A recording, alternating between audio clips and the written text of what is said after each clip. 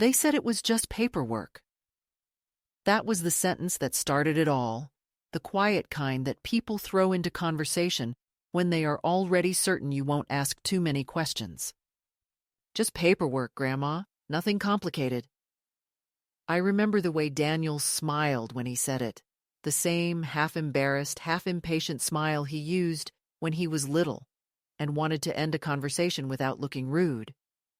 He had my eyes, but not my patience. I was sitting in that hospital bed with the white rails and the smell of disinfectant pressing against everything, my hip wrapped tight and my mind still foggy from the anesthesia, and he was talking too fast, his voice filling the space that the nurse had just left. He said he'd found a way to simplify the bills, that it was time to streamline the accounts so I wouldn't stress about property taxes. Every phrase was a cushion for a knife I couldn't yet see. I didn't suspect him, not really, because suspicion is something that dies quietly in people my age.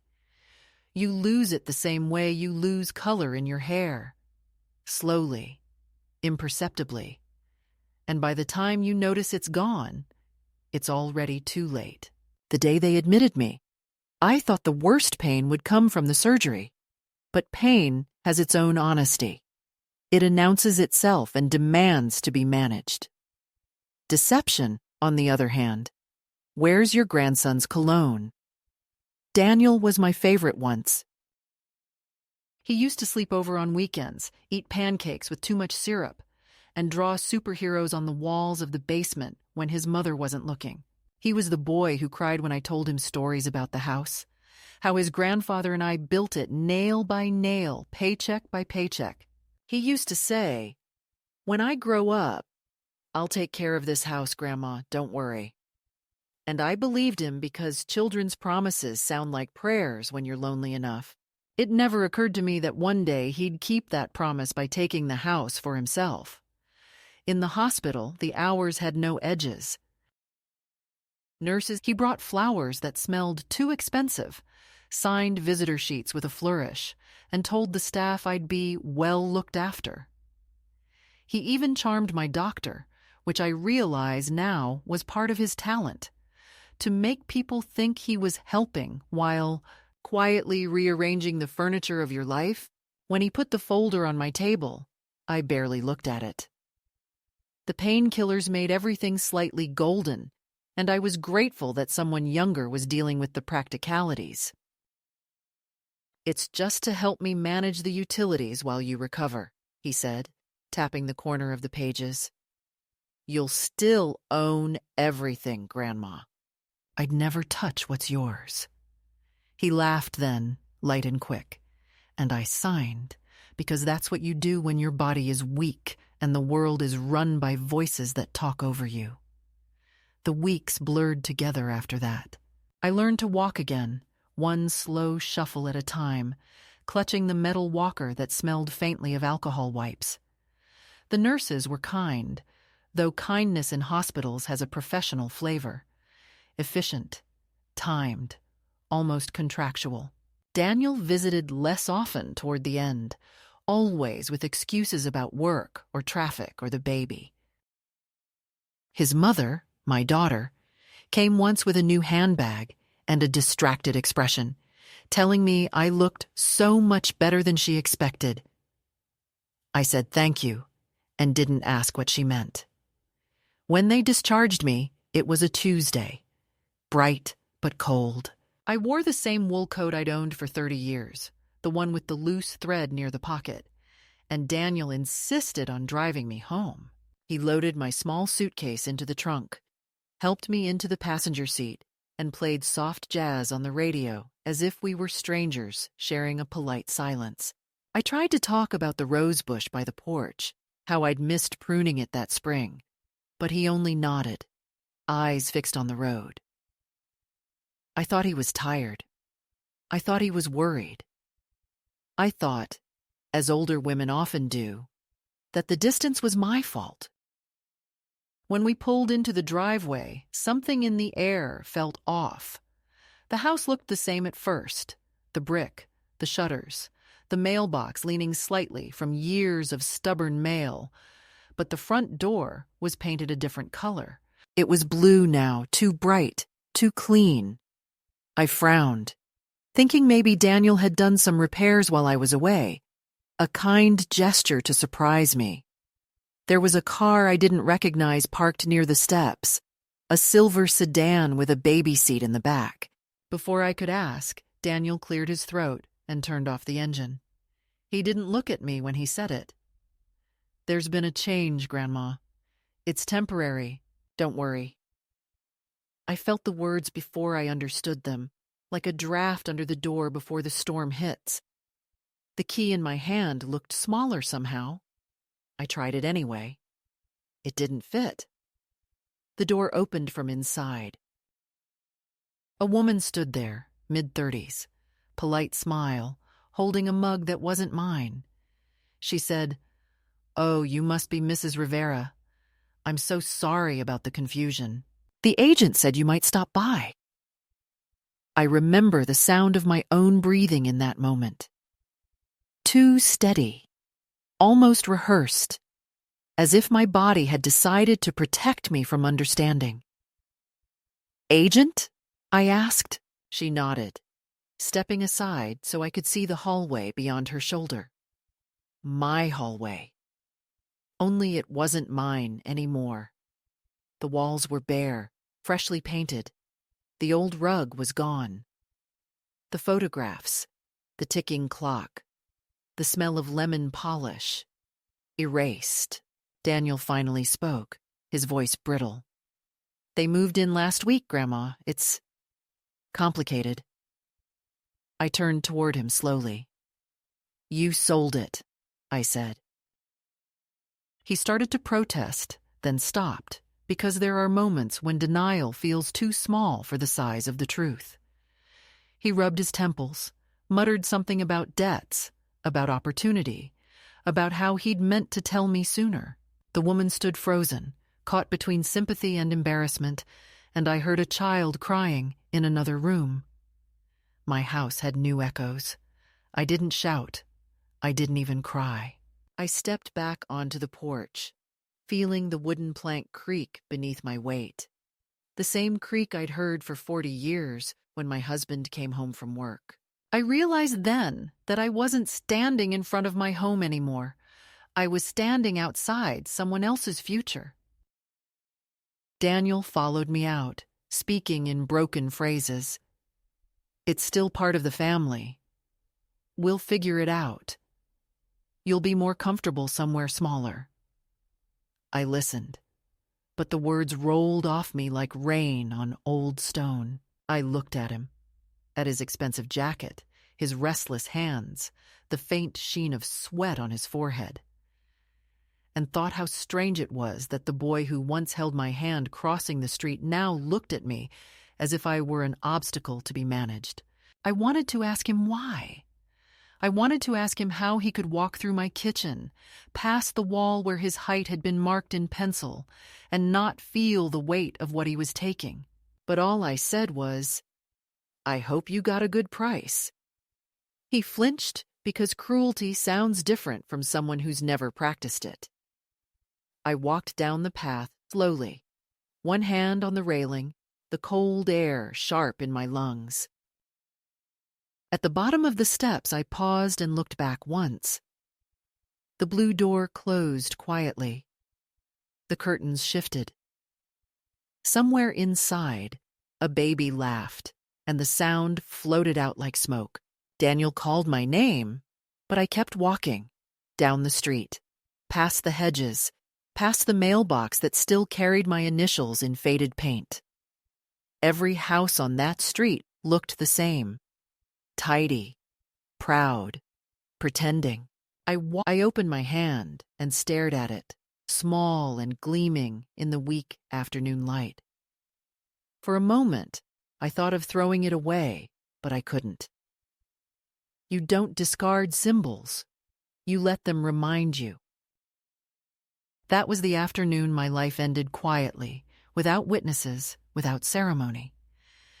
Just a door that no longer opened, and a boy who once called me his favorite person in the world. That night, I slept on a neighbor's couch, listening to the hum of her refrigerator and the occasional bark of her old dog. I didn't tell her everything, only that there'd been a mix-up with the house.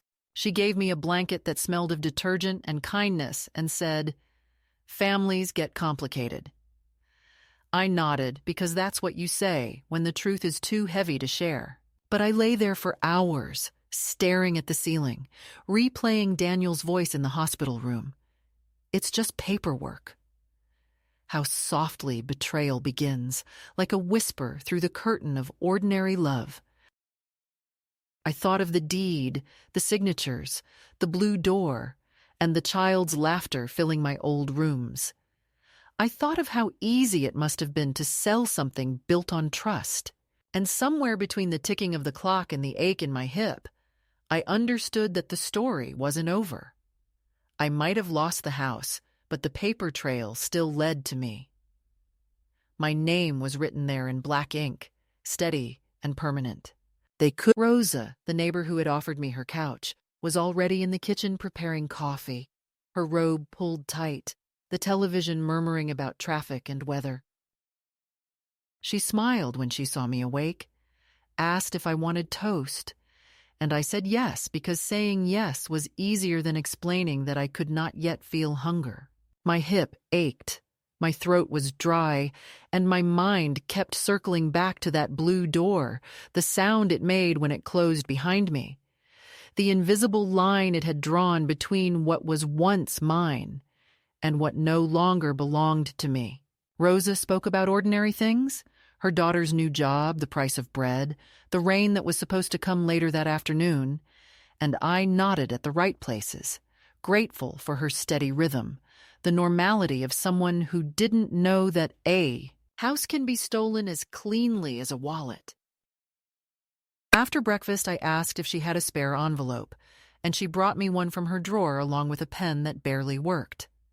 I wrote Daniel's address on it, though I already knew I wouldn't mail anything. The act of writing was a way to keep my hands from shaking. Then I walked to the bus stop, careful with each step, the walker clicking faintly on the pavement. I hadn't taken the bus in years, but it felt like the only place where I could disappear among strangers without being asked to explain my absence from my own home. I sat by the window, watching the familiar streets roll past. The bakery with its chipped blue sign, the old hardware store that still smelled of oil and pine, and tried to imagine that nothing had changed. That when I reached the courthouse downtown, I would simply file some routine request, get my documents, and walk out into the sun like any other person dealing with bureaucracy. Inside the county records office, the light was harsh and the walls were the color of oatmeal. I told the woman behind the counter that I needed a certified copy of a property deed, and she asked for the address and the owner's name. When I said my name, she typed it into the computer, her long nails clicking against the keys with a rhythm that reminded me of my mother's sewing machine. Then she frowned, adjusted her glasses, and said, "Do you have identification?" I handed her my driver's license, the corners worn from years of use. She looked at it, then at the screen, then back at me. Her tone softened, the way people's voices do when they realize they are about to deliver bad news to an old woman. "I'm afraid the ownership was transferred 6 weeks ago," she said quietly. "It lists a Daniel Rivera as the seller." I heard the words but didn't understand them right away. It was as if they had to pass through water before reaching me. "Transferred," I repeated, and she nodded. "Do you want a copy of the record?" she asked. I nodded because I couldn't think of what else to do. She printed a few sheets, stamped them, and slid them across the counter. Her eyes met mine with an awkward kind of pity, the kind people reserve for those who have just been publicly humiliated but are too dignified to make a scene. I thanked her, folded the papers carefully, and stepped outside into the bright noise of downtown traffic. I sat on a bench outside the building, the wind lifting the edges of the documents in my lap. There it was, in neat black type. A date I recognized. The day after my second surgery. And a notary signature I didn't. My name appeared twice. Once in full, elegant letters, and once again, forged, trembling, a clumsy imitation of my own hand. It was almost funny how they had tried to make it look careful, as though neatness could disguise deceit. My grandson had not even bothered to invent another witness. He had simply used my pain as a disguise, my recovery as his opportunity. I stared at the pages until the lines blurred. Around me, people moved briskly, holding coffee cups, talking into phones, crossing streets without looking, all of them absorbed in their own small crises. No one noticed the woman on the bench clutching a sheaf of paper, like evidence from a crime that no one would ever investigate. I walked slowly to the nearest cafe, ordered tea I didn't drink, and sat by the window. The young woman at the counter had a tattoo on her wrist that said, "Trust no one." It made me want to laugh. I had spent 82 years trusting everyone, believing that goodness was its own safeguard. When Daniel was born, I promised myself he would never feel the absence of love the way I had after his grandfather died.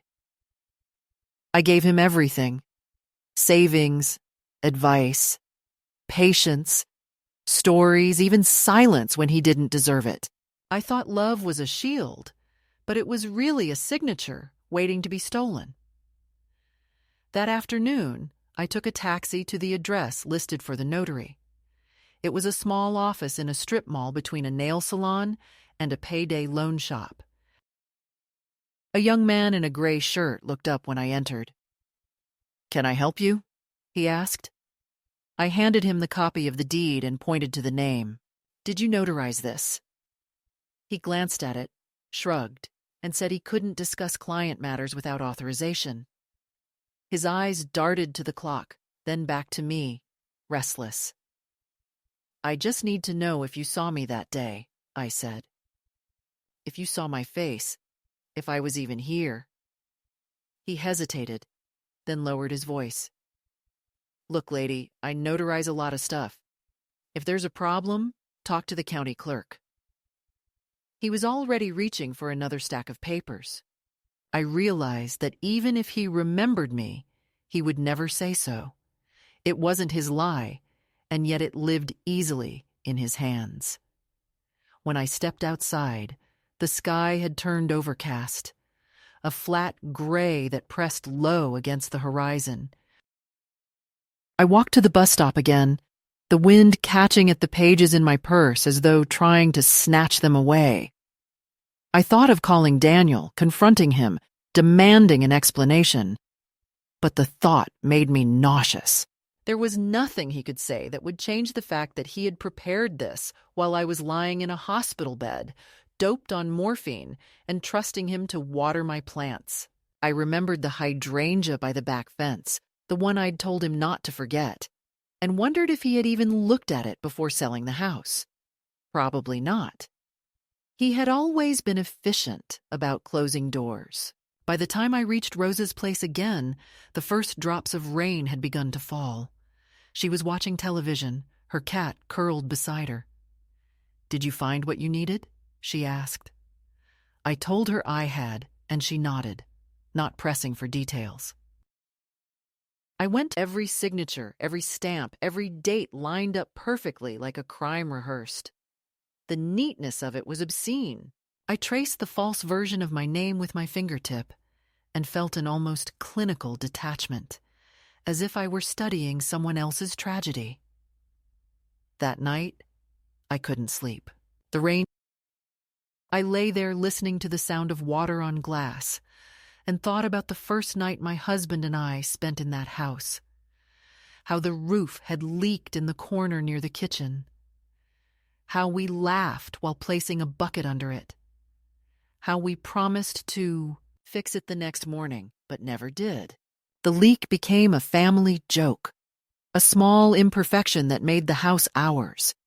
And now it belonged to strangers who would never know that story, who would never notice the faint, heart-shaped stain the bucket left on the linoleum. Around midnight, I got up and went to the kitchen. Rosa had left a notepad by the phone. I sat at the table and began writing, not to Daniel, but to myself. I wrote down everything I remembered. The date of the surgery, the day he brought the folder, the color of the envelope, the smell of his aftershave. Memory is a weapon if you keep it sharp enough. I knew then that this wasn't only about losing a house. It was about erasure, about how easily the world accepts the disappearance of an old woman's name from a piece of paper. I folded the note and tucked it into the pocket of my coat, next to the useless key. If he thought I would vanish quietly, he had forgotten who taught him how to stand his ground. The next morning, I called the county clerk's office and asked what it would take to contest a fraudulent transfer. The woman on the line sounded surprised but patient. "You'll need to file an affidavit, ma'am," she said, explaining the process, the forms, the deadlines. I wrote everything down in careful handwriting, the way I used to copy recipes. When I hung up, I felt something shift inside me. Not rage, not yet, but a kind of awakening, a muscle remembering how to move. The betrayal was still raw, but beneath it there was a pulse of clarity. They had taken my house, but they hadn't taken my name, not legally, not completely. And as long as my name existed on those records, there was still a door, somewhere, that could open again. I began to understand that erasure doesn't arrive like a shout. It settles like dust, quiet and inevitable. And the first week after the papers from the records office, I felt it drift into every room I entered, until even my reflection looked grainy. At the edges, as though the world were trying to sand me down into something smooth and forgettable. And that is how I found myself at the bank, standing in a line that smelled of carpet cleaner and impatience, rehearsing the steady tone I would use. When I asked for my statements and the signature card, because somewhere in those folders there had to be proof that I had not given away my life on purpose, and when at last I reached the counter, the young man with a name tag, shaped like a smiling son, asked how he could help, and I gave him my request with all the dignity I could gather, which was a lot considering I was holding myself together with little more than a coat button and stubbornness. And he clicked at his keyboard, frowned, clicked again, then excused himself to get a supervisor. And the supervisor arrived with a careful voice and a brittle smile, and told me that my grandson's durable power of attorney was now on file, which meant certain information required his authorization. And I said very gently that I had signed nothing of the sort, that the papers I'd seen were limited and temporary and tied to the hospital stay, and the supervisor's eyes slid to the monitor as if the screen might spare her from looking at my face while she explained policy, and the word policy moved between us like a wall. I stood there, remembering the first time I brought Daniel into a bank, how he perched on a chair too big for him and swung his legs while I taught him to roll pennies and to sign his name slowly so it would mean something. And now my own name had apparently become the least convincing part of myself. And when I finally asked for a simple printed balance on the account in my sole name, the supervisor said she would make an exception this time as a courtesy. And the word courtesy tasted like chalk, because a courtesy isn't a right. It's a permission someone can withdraw without looking back. So I took the paper and thanked her and left. And on the Sears sidewalk, I felt the strange lightness that comes after a blow when your body cannot yet decide which part hurts most. And in that soft confusion, I walked 3 blocks past a window full of Halloween decorations, past the bus stop where mothers pulled jackets tighter around children who pretended not to be cold, until I found myself outside the pharmacy, thinking I would refill my prescription before memory misplaced the thought, only to learn that Daniel was now listed as the primary contact, and the pharmacist wanted to confirm with him before filling the medication because there had been recent changes to the profile, and I could feel the floor tilt the way it does in old houses during storms. So I smiled and said thank you and stepped away because my rage was too vast to spend in a pharmacy aisle. And later, when I sat in Rosa's kitchen with a cup of tea gone cold, she tried to make me eat a slice of pound cake while her cat batted at the lace tablecloth, and I listened to the polite tick of her clock and thought how often clocks salute us for surviving long enough to be inconvenient. I tried to speak with my daughter, and the conversation unspooled the way threads do when a sweater has been catching for years, quietly at first, and then with a rip, because she said I was being dramatic, that Daniel was taking initiative in a complicated economy, that my neighborhood was changing, and my house had always been too much work for me alone, and surely I could admit relief if I tried. And I told her I was many things, but relieved was not one of them. And she sighed the long sigh of people who are more tired of your problem than you are. And the call ended with promises to sit down together soon that both of us knew were only air. And the next day at church, the usher asked after my recovery and squeezed my fingers with a warmth that almost made me cry. But when the collection basket came, I noticed a new brochure tucked beside the hymnals about elder financial abuse, with photographs of kindly grandchildren pushing wheelchairs beneath headlines that said, "Trust, but verify." And the irony was so loud I could not sing the next hymn, so I stood there pretending to read as my eyes burned. And after the service, a woman I have known for 30 years told me she had seen contractors outside a house with a bright blue door, and had I heard the neighborhood rumor that the old woman there had gone into a home. Funny how quickly stories grow legs. And I said nothing, because sometimes silence is the only way to keep grief from learning the shape of your mouth. And so the days arranged themselves into small humiliations. A letter addressed to resident at Rosa's address that suggested I consider senior living options with flexible care plans. A voicemail from an insurance agent who assured me Daniel was authorized to discuss my policy. A call from a social worker who had been flagged by a concerned party and wanted to perform a well-being check. And when she arrived, she looked around Rosa's tidy living room and asked if I felt safe, and I said yes. And she asked if I had access to funds, and I said less than I used to, which is the most honest thing I have ever said to a stranger.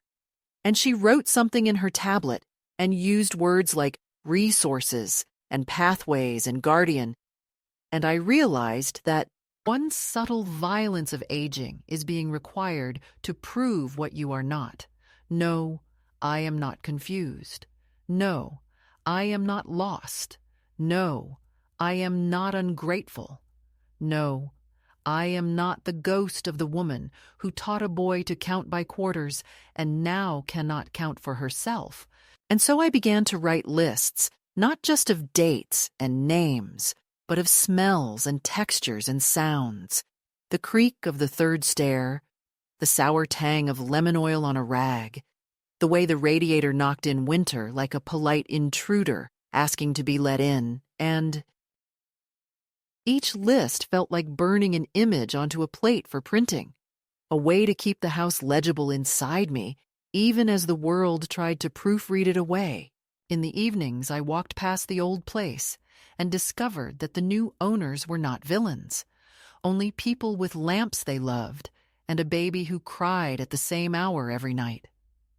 Once, through the window, I saw my chipped mixing bowl on their counter, because certain items convey with a sale or are misplaced in boxes, and the sight of that bowl, handled by a stranger, was more brutal than the blue door because it meant my gestures had migrated, that some future pie would be born in a bowl, that remembered my hands but not my name, and I stood under the elm and let the wind press tears sideways across my face until a neighbor I didn't recognize said, "Cold night," and I agreed because it was the truest sentence available. I kept the key in my pocket and rubbed it like a worrystone until the ridges learned my fingerprint. I folded the county copies into plastic sleeves so their corners would not curl. I bought a cheap file box at the drugstore and labeled it in block letters: deed, notary, bank, affidavit, because when the world colors you faint, you must answer in heavy ink. And while I waited for Ms. Santos at the legal aid office, sitting beneath a dented artificial fern and a poster about tenant rights, I watched younger people argue in whispers about custody and parking tickets, and I thought how the law is a fluorescent room where everyone comes dragging the future by the ankle, and when Ms. Santos finally called my name, she spoke to me the way good teachers do, as if I still had tests I could pass, and she parsed the problem into verbs: contest, rescind, restore. And I treasured those words because they were precise and did not roll their eyes. And yet, even as a plan began to assemble, the escalation continued its quiet work. The landlord upstairs told Rosa her rent would rise, and perhaps it was time for both of us to consider other arrangements. A clerk at the grocery registered my loyalty number under Daniel's account because he had unified the family profiles, and the receipt thanked him for the purchase I paid for.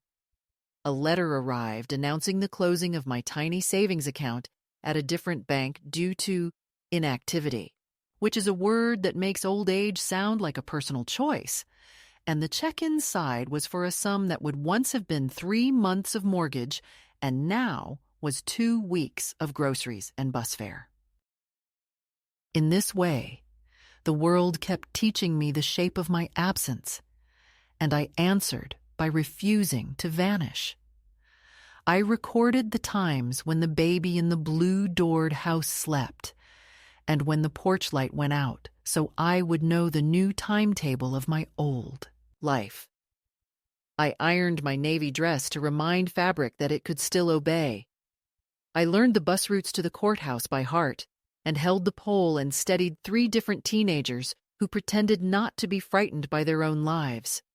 I wrote a letter to Daniel that I did not send in, which I told him how in our kitchen his grandfather once put a nail in the wall at exactly my shoulder height and said, "This is where we hang the calendar, because this is where you stand when you make decisions." And I have tried to stand there ever since. And if you ever wonder who taught you to measure, it was me. And when I could no longer bear the sight of the blue door, I changed my route home. But I did not change my mind. I let the escalation do its grinding work until it had nothing left to take but my patience. And then, very quietly, I began to count, backward from 10, the way I did before giving a child a consequence. And somewhere around the number 3, I felt the old steadiness return, the particular stillness of a woman about to do something that cannot be undone. The morning I decided to act began without ceremony. A pale strip of light across the curtains, and the small ache in my hip that I had come to accept as the price of being upright in the world. And as I sat on the edge of the bed in Rosa's spare room, the wallpaper dim and floral, I realized I was tired not of grief, but of being managed by it, of letting silence serve as a form of politeness, when what I needed was precision. So I dressed slowly, put the folder of documents into my old purse, and took the bus downtown to the same courthouse where I had once stood decades ago to renew my marriage license, back when permanence still looked possible. And when I stepped through the glass doors, the smell of paper and dust struck me as strangely comforting, as though bureaucracy could be a kind of sanctuary if you were patient enough to navigate its corridors.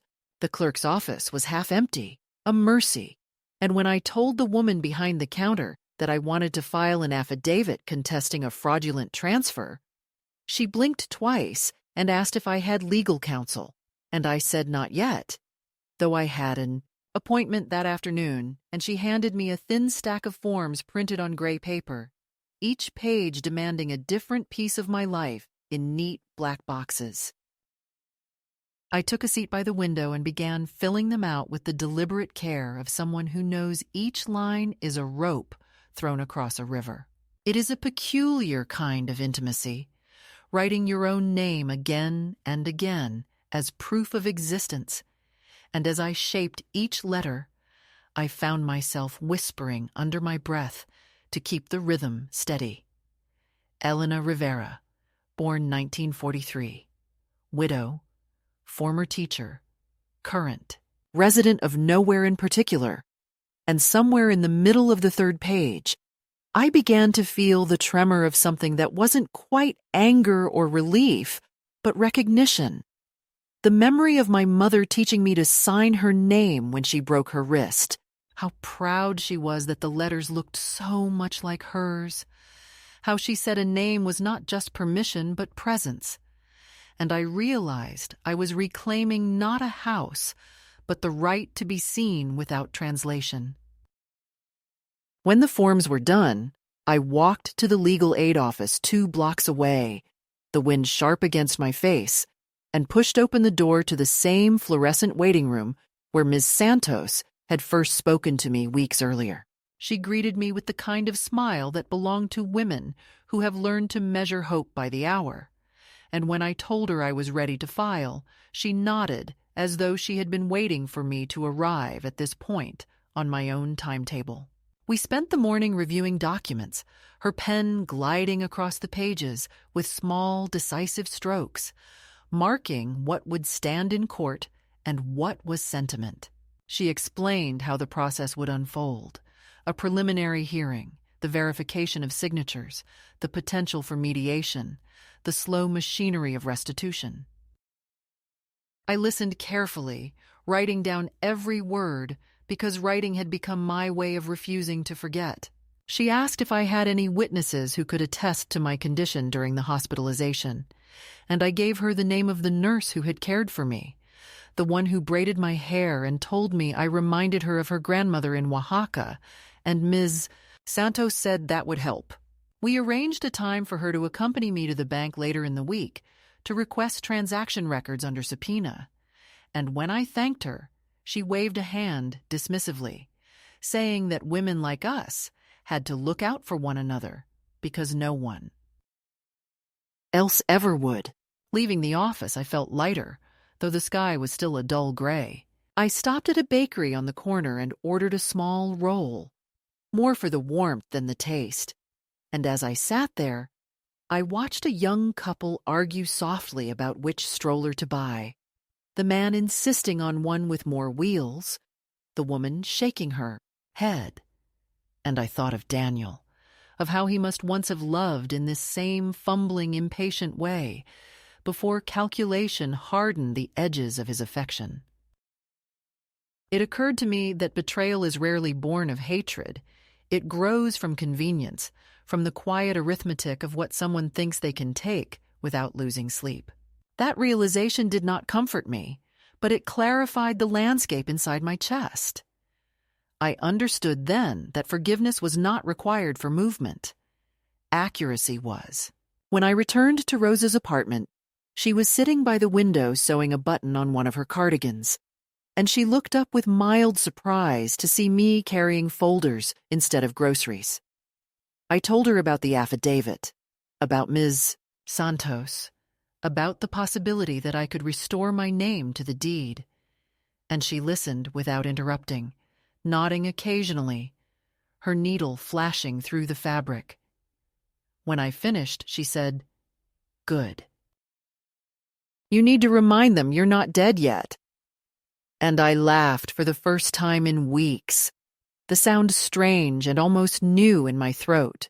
That night, I spread the documents across the small kitchen table, aligning each page in order, and as I did, I noticed how the papers rustled softly, a sound like breath. It made me think of how many women before me had fought similar invisible wars in rooms without witnesses, defending the right to stay whole. The next day I took the bus again, this time to the notary office that had once refused to answer my questions. Ms. Santos met me there, her posture calm but unmistakably firm, and when she introduced herself as my representative, the young clerk's composure shifted immediately. He retrieved the records without hesitation, his politeness now edged with nervousness, and when he handed over the ledger, the proof was there in ink, my signature recorded by a witness who listed an address that did not exist. Ms. Santos let him remember something real. That evening, I bought a small spiral notebook and began what I called my recovery log. Each entry was a piece of life reclaimed. Day 1, filed affidavit. Day 2, confirmed forged notary entry. Day 3, opened new account at a different bank. I did not expect anyone else to read it. It was enough that the handwriting was mine. Slowly, I began to move through the world again, no longer as a ghost, but as an investigator of my own history. I learned to navigate city offices and phone menus, to ask questions that made clerks glance twice before answering. It was exhausting, but strangely invigorating, like remembering a dance my body still half knew. One afternoon, while waiting in line at the courthouse to deliver a notarized statement, I met an older man filling out forms beside me. He was trying to contest an insurance policy his son had altered without permission.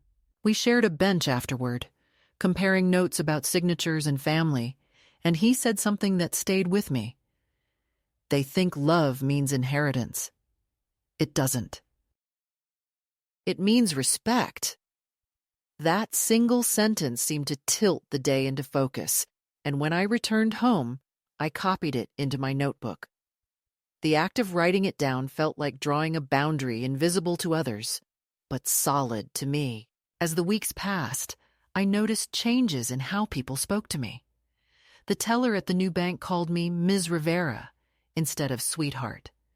Ms. Santos began addressing me as my client, and each time she said it, I felt a flicker of pride. Even Rosa started asking for my opinion on things again, what to plant in her window box, which news anchor looked honest. Small victories, maybe, but each one chipped away at the helplessness that had once settled in my bones like cold.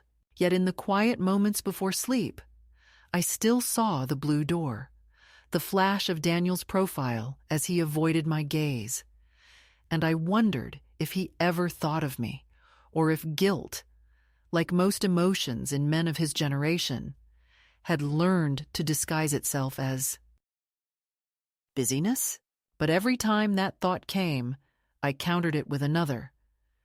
I was not waiting for him anymore. Waiting is what made the wound grow. Acting, even imperfectly, was the only salve. By the end of that month, Ms. Santos filed the formal petition. There would be a hearing scheduled soon, she said, maybe within 6 weeks, and she warned me that Daniel might receive notice and try to contact me. Her tone carried both caution and respect, as if she already trusted that I would know how to handle him. When I left her office, I stopped by a small park nearby, sat on a bench facing a fountain, and watched children toss pennies into the water. I thought of how I used to tell Daniel that wishes only work if you earn them, and I found myself smiling at the irony. The air smelled faintly of jasmine from the nearby bushes, and the sound of the water masked the city noise so completely that for a moment I could imagine the world pausing, giving me room to breathe.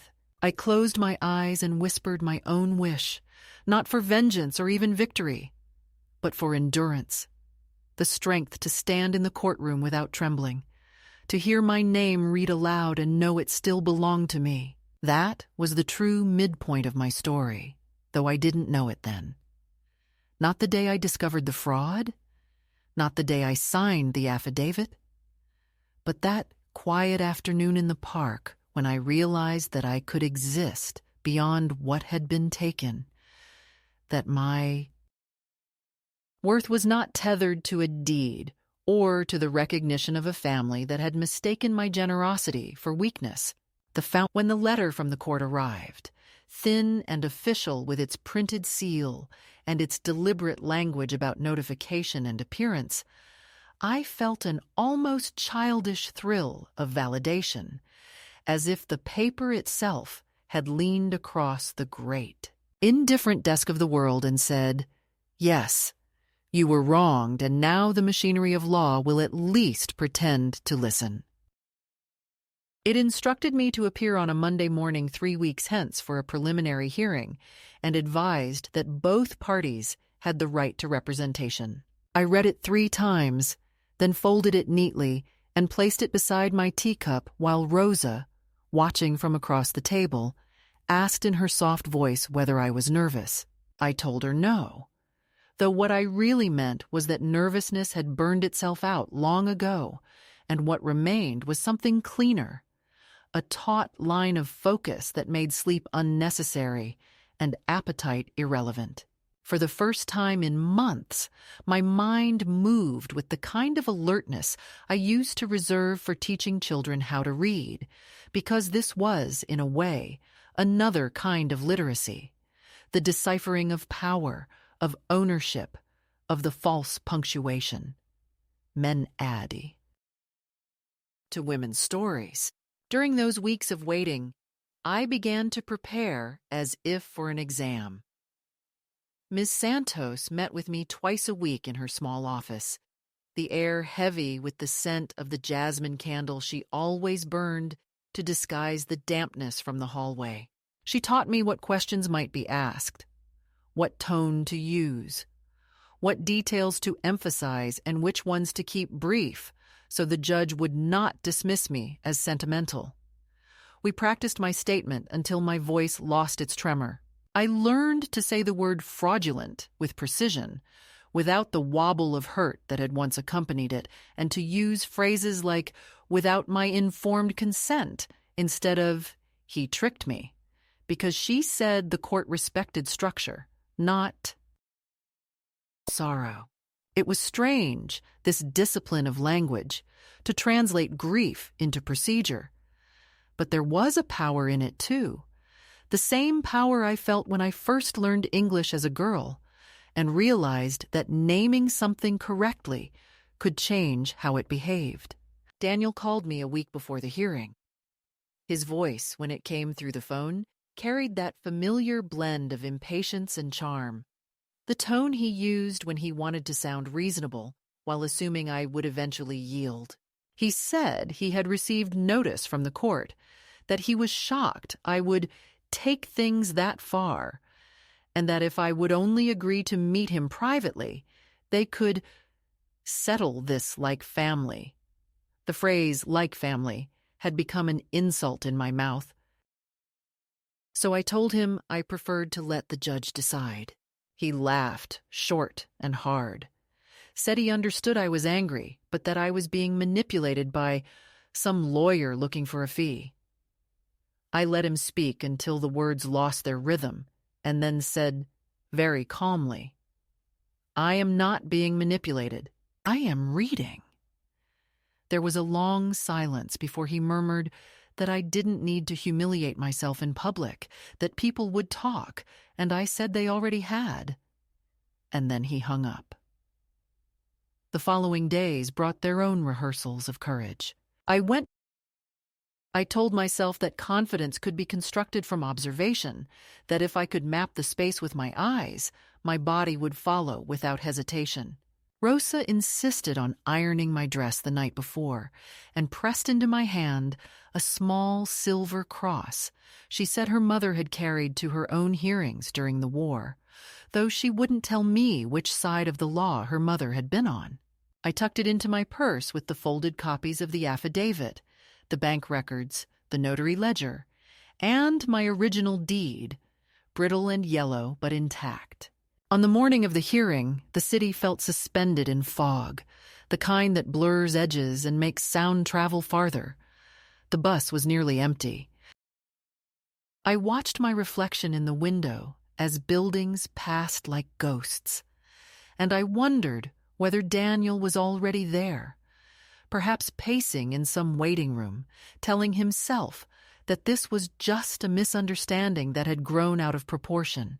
When I entered the courthouse lobby, Ms. Santos was waiting near the elevators, dressed in her usual navy suit, her expression a mixture of warmth and restraint.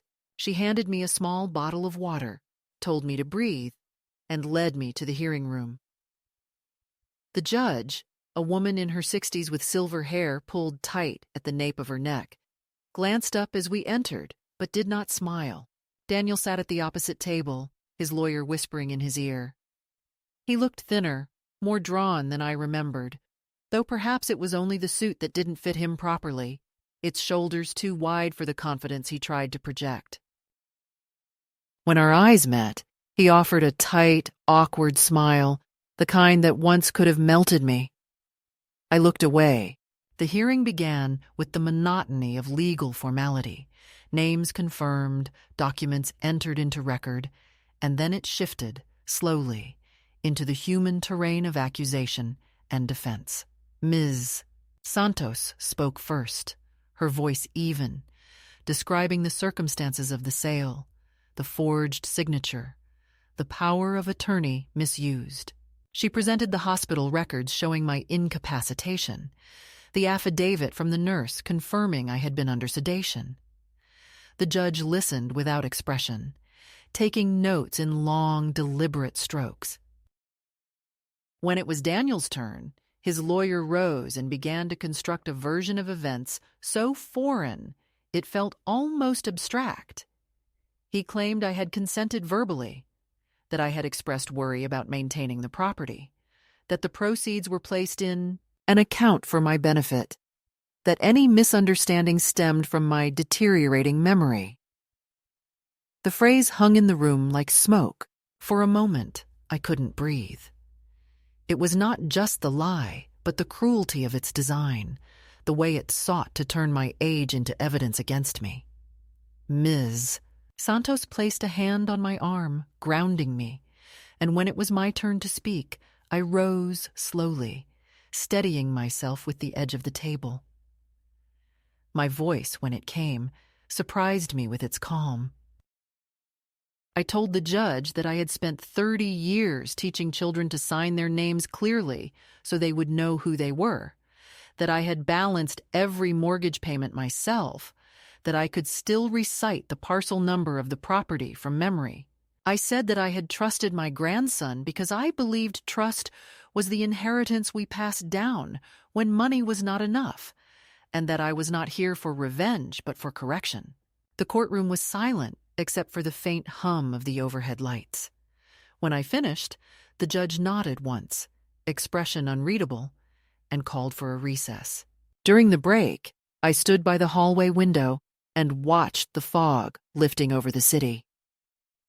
Daniel approached hesitantly, without his lawyer, and for a moment I saw the boy he had once been, the one who cried when his goldfish died. He said, "Grandma, I didn't mean for it to go this far. I just wanted to secure the assets before someone else took advantage of you." The audacity of his justification nearly made me laugh. I asked him whether he understood the difference between protection and possession. He looked confused, perhaps because the two words had always sounded the same to him. I told him he could still choose decency, that restitution was a kind of forgiveness if offered before it was demanded. He muttered that he'd already spent part of the money investing in a business, that things weren't as simple as I thought, and I said, "They never are once you start lying." Then Ms. Santos returned, signaling it was time to go back inside. The second half of the hearing was shorter. The judge requested handwriting analysis, temporarily suspended Daniel's access to the funds, and scheduled a full trial for the following month. It wasn't victory yet, but it was motion, and motion was enough to keep me breathing. When the gavel struck wood, I felt a pulse of something close to triumph, though I kept my face composed. Daniel avoided my gaze as we left the courtroom. Outside, the sun had burned through the fog, sharp and indifferent. In the days that followed, the tension in the family thickened into something viscous and unspoken. My daughter called twice, both times to plead that I drop the case before it destroys what's left of us. I asked her what exactly was left to destroy. She didn't answer. Friends from church stopped mentioning Daniel altogether, as though silence could neutralize shame. I could feel the invisible choreography of gossip adjusting around me, the way people paused before speaking when I entered a room, their eyes flicking sideways. But I no longer cared for their approval. What I cared about was the deed, the document that had once carried my husband's signature beside mine, the fragile paper that proved our lives had weight. Ms. Santos warned me that Daniel might try to contact me again, that defendants often resorted to emotional appeals when logic failed. She was right. One evening, just after dusk, he appeared at Rosa's doorstep without warning. His eyes were red, his voice trembling between anger and desperation. He said he couldn't sleep, that he'd lost his job because of the case, that people were calling him a thief. He said I had ruined him. I told him I hadn't ruined him. He had simply met the truth and found it unaccommodating. He accused me of caring more about paper than blood, and I said the paper was blood. It was the record of every sacrifice that built the roof under which he had once slept, safe. He began to cry, not softly, but in great ugly sobs that startled even him, and I felt a flicker of pity, so brief it might have been mistaken for forgiveness. But pity is dangerous when it wears nostalgia's face. So I closed the door before the word sorry could trick me into surrender. That night, I couldn't sleep. I sat by the window watching the streetlight cast its yellow cone on the wet pavement. Somewhere, a siren wailed, distant but persistent. I thought of how easily love becomes an alibi for cruelty, how every generation invents its own vocabulary for betrayal. Yet beneath the exhaustion, there was a quiet satisfaction. He had come to me now, not as an inheritor, but as a supplicant. The balance, though not restored, had shifted. I began to rehearse in my mind the testimony I would give at the full trial, refining it the way one edits a story for clarity, removing every unnecessary word until only the truth remained, hard and luminous. The month before the trial stretched endlessly. Bureaucracy moved at its own sluggish rhythm, each new document requiring signatures, stamps, notarizations, copies. But each act of signing felt ceremonial, a reaffirmation of existence. Rosa joked that I was becoming an expert in law, that soon I'd start giving lectures. Sometimes I almost believed her. Yet even amid this new competence, the old grief would return at odd hours. The memory of the blue door, the faint echo of Daniel's laugh, the way he used to bring me coffee when I corrected homework late into the night. Grief, I learned, doesn't disappear. It changes its handwriting. One afternoon, while leaving the courthouse after filing another motion, I saw Daniel across the street speaking to a reporter. The story had reached the local paper, a small column about elder fraud and legal redress. He looked uncomfortable, his hands shoved deep into his pockets, his jaw tight. For a fleeting second, I wanted to tell him that exposure was the natural light of consequence, that sometimes redemption begins with humiliation. But I kept walking. The courthouse steps felt less steep that day. When the trial date finally arrived, I wore the same navy dress, pressed once more, and carried the same folder, though now its contents had grown thicker. The courtroom was fuller this time, curious faces among the benches, journalists perhaps, or other victims hoping to see justice measured out like medicine. Daniel avoided eye contact, his lawyer subdued. The proceedings unfolded with the solemn rhythm of ritual. Evidence was presented, witnesses sworn. Handwriting analysis confirmed forgery beyond dispute. When the judge finally spoke her ruling that the sale was invalid, that the property was to be restored to my name, that restitution of remaining funds was required, the words did not crash over me as I'd imagined. They settled instead like rain on dry soil, gentle, deliberate, undeniable. I felt tears gathering, but refused to let them fall. Ms. Santos squeezed my hand once, discreetly, and the judge dismissed the court. Outside, Daniel stood by the steps, pale and silent. For a moment I thought he might speak, but he only lowered his head and walked away into the glare of the afternoon. I watched him until he disappeared into the crowd. Around me, people passed without noticing the old woman holding a folder to her chest, as though it were something living. For the first time in a long while, the air felt spacious. I turned toward the bus stop, the sun warm on my face, and thought how justice, when it finally arrives, does not restore what was lost, but restores the possibility of believing again in your own outline. That night, back in Rosa's apartment, I opened the folder and touched the deed, newly stamped, my name shining beside my husband's in fresh ink.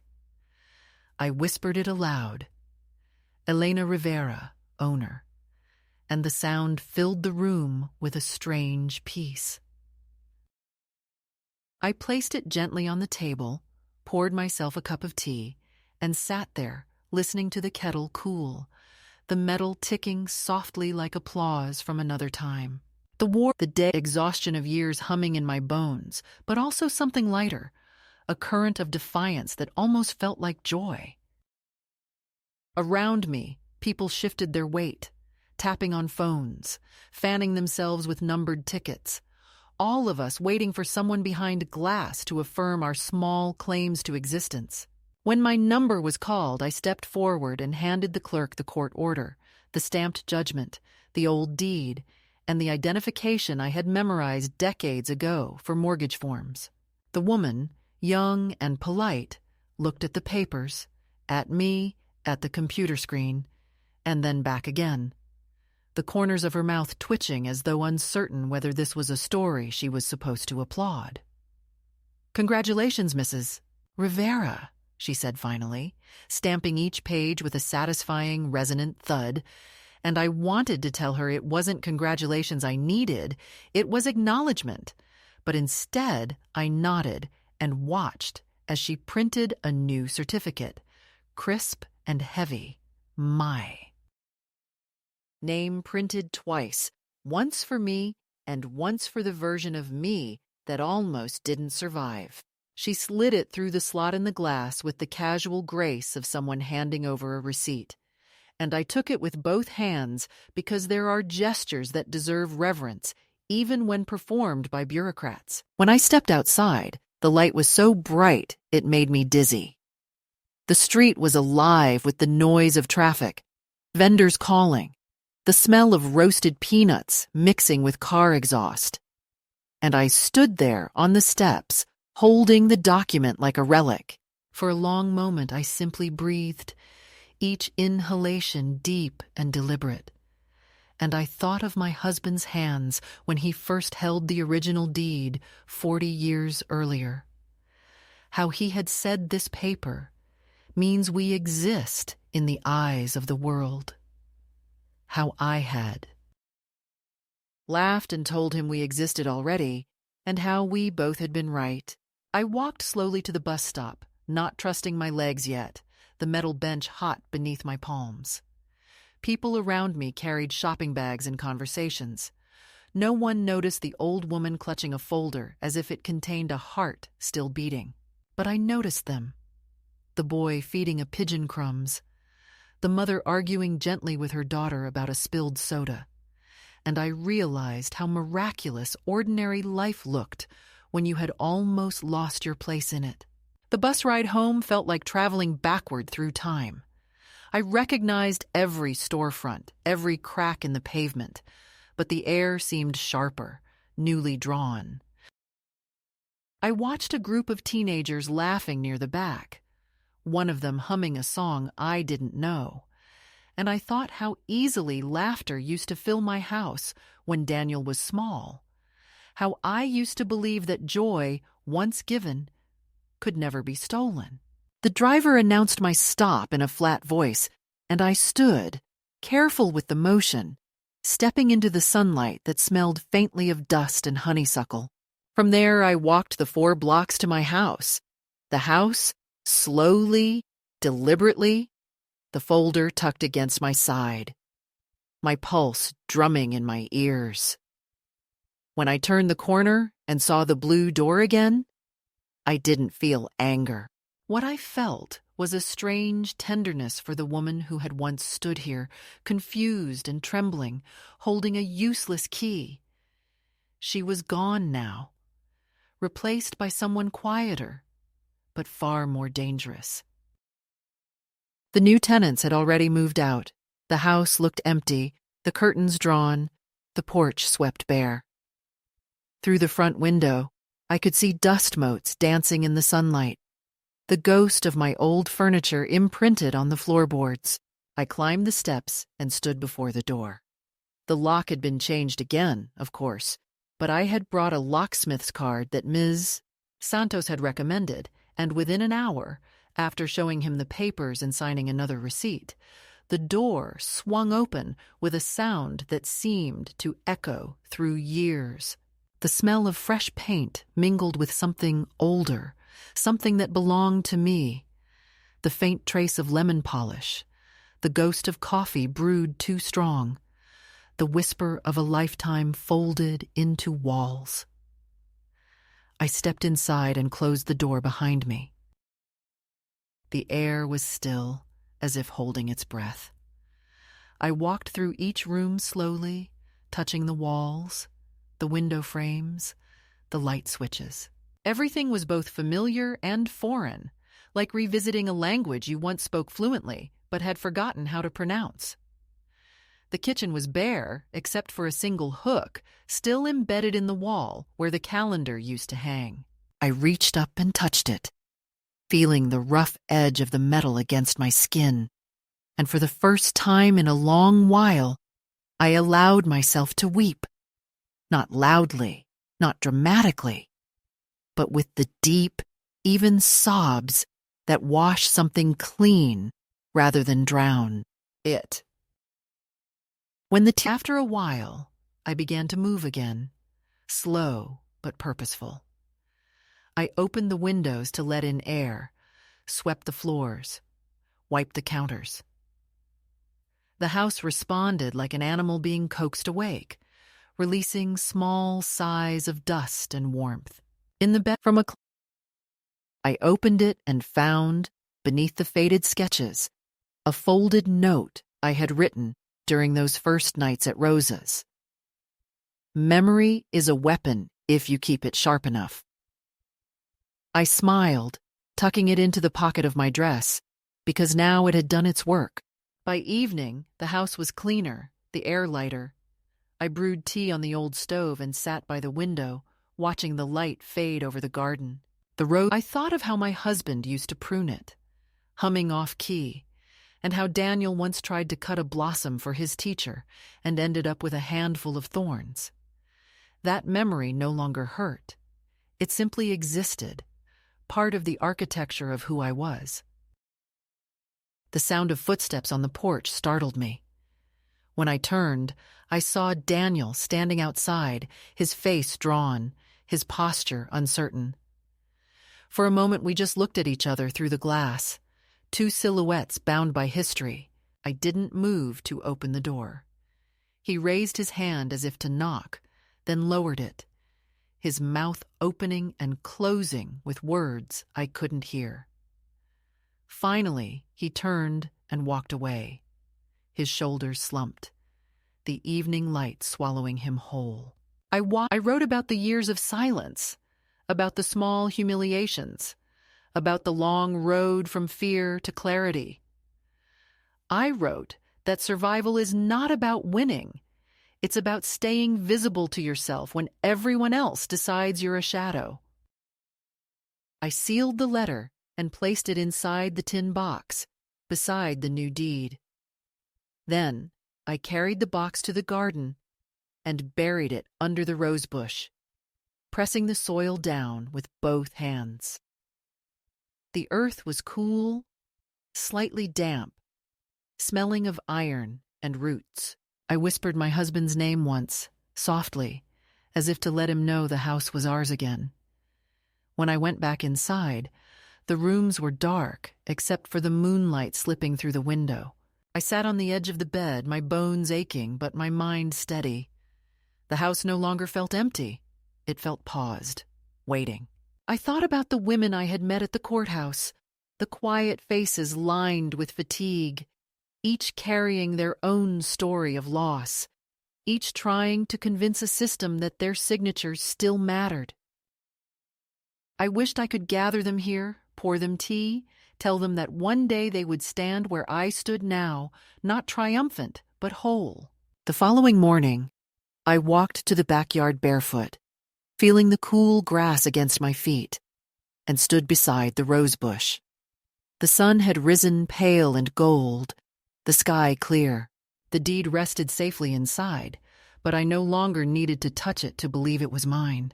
I had learned something in those months of battle, something I could never have understood when this began, that justice is not an act, but a state of presence, the refusal to disappear. The petals trembled slightly in the breeze, catching the light. I closed my eyes and breathed in their scent, earth, dust, faint sweetness, and felt the world settle around me, quiet and exact. For the first time in years, I was unafraid of what came next. In the months that followed, life arranged itself into a gentler rhythm, a kind of soft aftermath where every sound in the house felt both familiar and newly tuned. And I discovered that peace is not the absence of memory, but the decision to live. Beside it, without trembling, the deed, framed now in modest wood, hung above the small writing desk in the living room, not as a trophy, but as proof that existence could be rewritten by those who refuse to be edited out. I began to spend my mornings by the window with tea, watching the slow procession of the street, the postman's steady gait, the children walking to school, the occasional neighbor watering plants, and it occurred to me how miraculous it was that the world kept moving even after such quiet catastrophes. Sometimes I wondered whether Daniel passed by, whether he avoided the street entirely or lingered at the corner to see if I was visible through the curtains.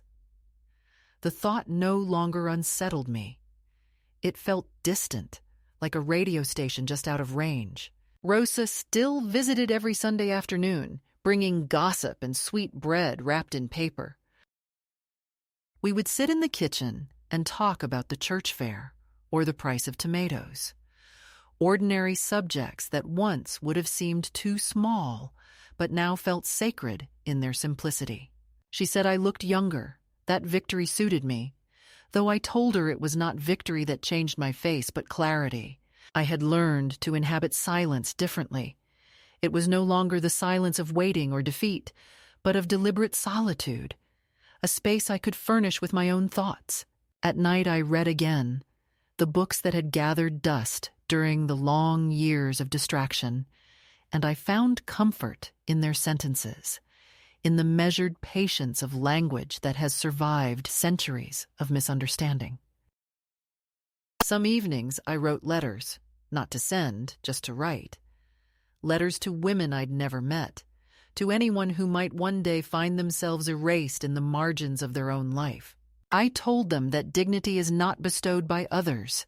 It is reclaimed, sometimes in courtrooms, sometimes in kitchens, sometimes in the quiet act of signing your name again and again until the world remembers how to pronounce it. The house itself began to breathe differently. The walls no longer felt watchful, but companionable. The floors creaked in friendly tones. The light in the afternoons fell across the table exactly as it had when my husband was alive, as if the years of theft had never quite been able to alter the geometry of the sun. I painted the door back to its original color, a deep green, not as a rejection of the past, but as a restoration of equilibrium. And when the paint dried, I stood across the street to look at it the way one studies a face returning from illness. It looked neither new nor old. It looked correct. The garden grew thick with weeds that I did not rush to pull because I had learned that control can be its own cruelty, and I preferred to let the earth decide its pattern for a while.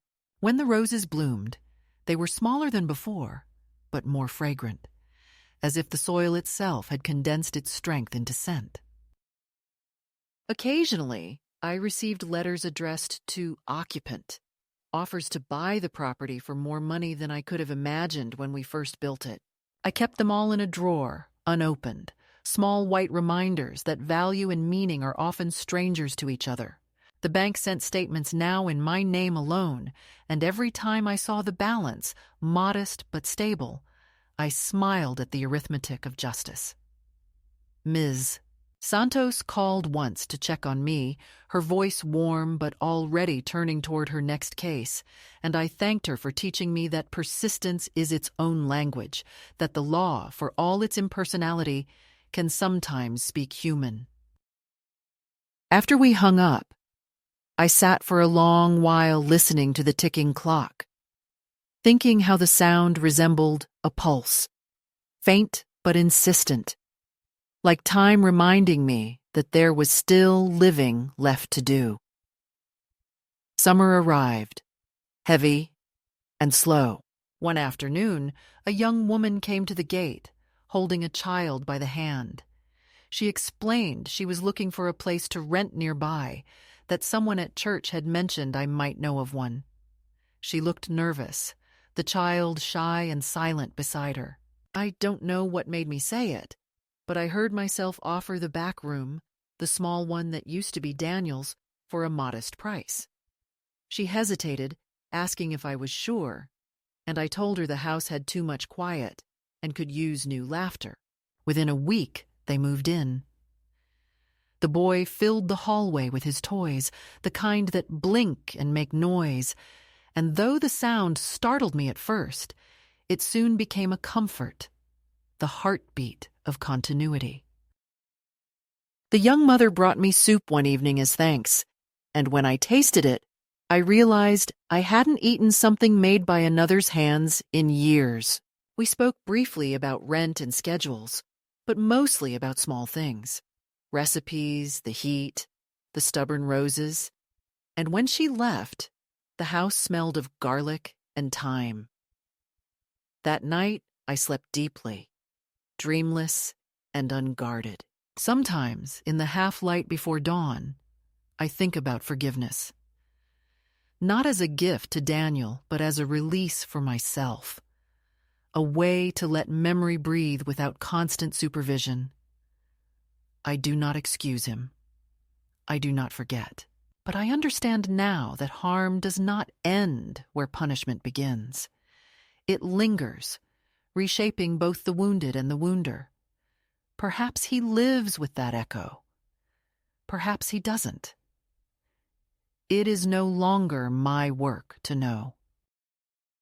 My work is to keep tending what remains, to water the roses, to pay the bills, to write the names of the months in the calendar above the hook that still hangs in the kitchen.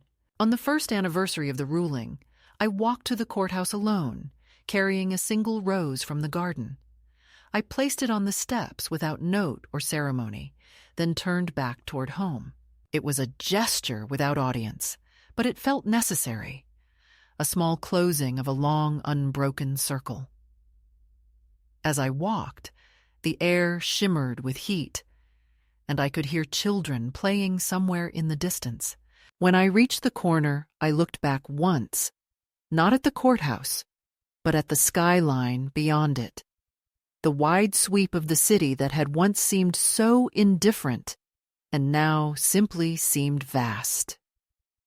For the first time, I did not feel small. I felt proportionate. That evening, sitting by the window with the smell of night jasmine drifting in, I opened my notebook and wrote one last line at the bottom of the page. They thought I would disappear, but I learned to stay visible by standing still. I closed the book, placed it beside the lamp, and looked around at the quiet room, the framed deed above the desk, the faint sound of the child laughing in the next room. I whispered a small prayer, not to any god in particular, but to the stubbornness that keeps women like me alive through every diminishment, and felt a calm so complete it bordered on joy. Outside, the moon rose, round and slow, spilling light across the garden, and the roses shone like small embers in the dark, proof that even what bleeds can bloom again.